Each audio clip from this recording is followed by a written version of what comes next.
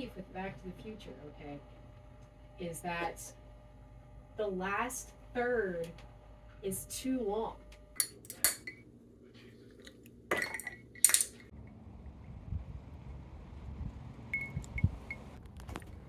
This release day is more of a quiet one. I feel like one for Dragonfire was a little chaotic. It was a chaotic release. But this book's been more on the quieter side. As of today, November 4th, 2025, this book is officially out in the world. So you and I are going for a walk in the woods. No one can stop me.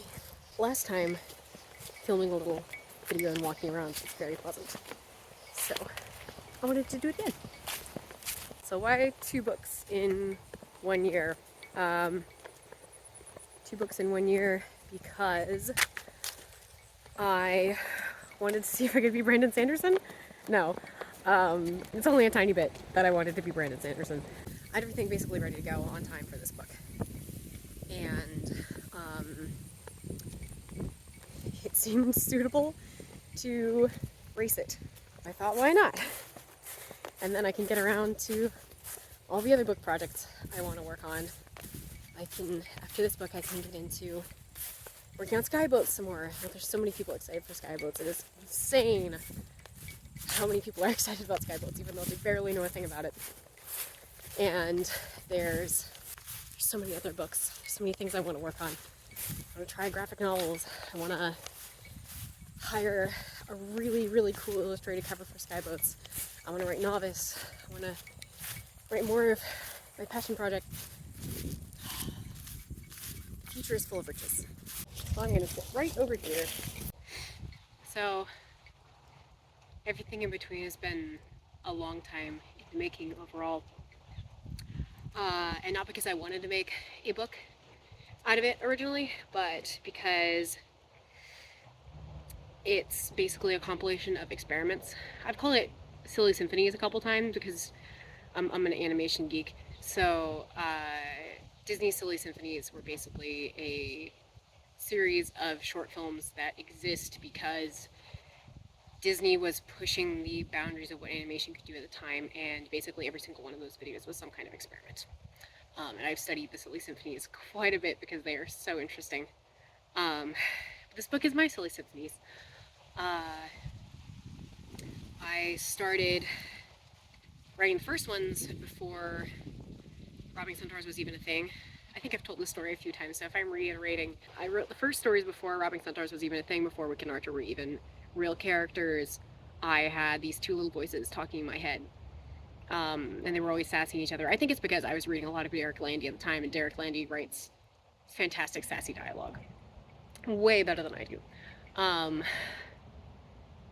But I wanted to give those characters names, and I wanted to write them going on this fantasy heist of epic personal betrayal. So I wrote the first 2 stories for reference for those who have read or are going to read.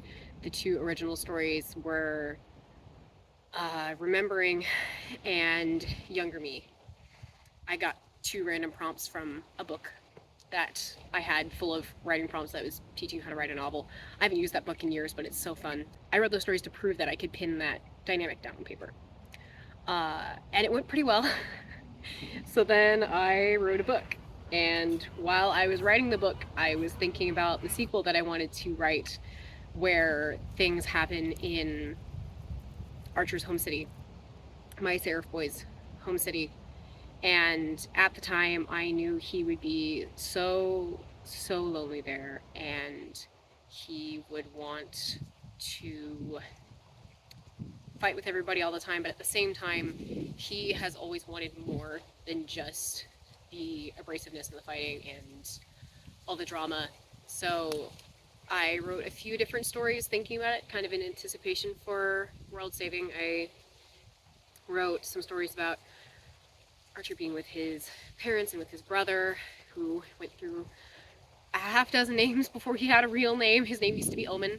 Please be glad his name is not Omen anymore. I'm certainly glad. And I wrote a few stories involving this girl called Spring. And Spring was this delightful, wonderful, warm, kind creature who was everything that Archer was not yet, but things that one could inspire him to be. And she would be kind to him in a way that no one had ever been kind to him, and she would turn his life around. And that sounds fantastic, doesn't it? In reality, I knew that if I put her in the main story, I would have to kill her.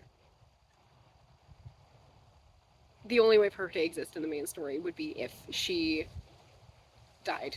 To put that fire in Archer's belly to make him go do the right thing. And I couldn't do that to her. I am a lover of trial by fire, but that would hurt way too much. So I didn't do that. I told her she couldn't be in the main canon, and I kicked her out. But I held on to the stories because Spring was so dear to me. Flash forward to this point in time where I finally realized I found a way to make it work. And it will be big spoilers for people who aren't familiar with the story. So I'm going to give you a timestamp to jump ahead if this will be spoilery for you. But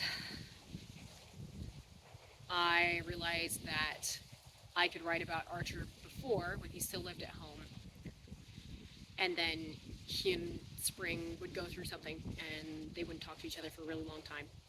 And then I could write about them after Fire, after the Dragonkin, after everything. And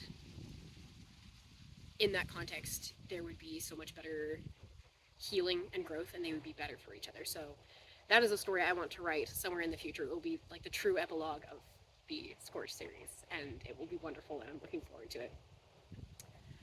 But that's where Spring comes in. And Spring gets her own section in the anthology as sort of a alternate universe moment. The anthology has a through line, don't worry. But it's also a compilation of experiments, and it may not appeal to everyone for that reason, but I know that if I ran across a book like this, I would be so utterly fascinated. So that's why I had to make it into a volume, and I had to sell it to people, because how interesting to have things that are behind the scenes. I love to see things that are behind the scenes. So I wanted to provide for my behind the scenes lovers. And this has been an interesting publication. I wanted to make it a surprise publication, because then if I had to push it back, because doing 2 books in a year was too much, then I could do that at my leisure. But also because it sounded fun. It sounded fun to put together a book and surprise drop it on the world. And today it's out, which is nuts. I've done 2. I think I wanted to. It's always... I'm gonna hold your hand while I tell you this, apparently. It's always weird for me to say I'm going to do something and then go and do it. It's not that I never accomplish anything. I do. I've accomplished a fair bit in my life, I think. But realizing it's already done and there's nothing left on that to-do list is very peculiar indeed. So thinking about it now, I'm like, I did the book. It's out. People are excited, I think. I got so many lovely messages on Instagram this morning. What lovely, kind people I have. Yeah. I read 2 books. And then as a bonus side note, I think that everything in between is still a book for teens. Obviously anyone can read any book, but I have it aimed at teens because it's about teens, and because I think that there is some little teenager out there who is in their head a lot, and they need a little dose of what life is really like, and they need to get that perspective. And there are so many lovely stories of characters in this book getting a perspective that they wouldn't have gotten otherwise. So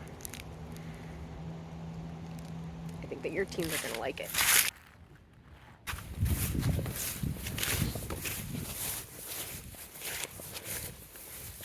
Oh no, the tree branch fell, and now the thing's done, so we gotta climb up the tower, and we gotta climb across it. Oh no, we almost fell off the tower, and oh now we plugged it in, but now the bottom's unplugged. Masterclass in climax too long. That's gonna be like the end of like Mission Impossible Fallout, where you're practically like hanging on your seat, and you're like, the tension can't get any higher, and it did!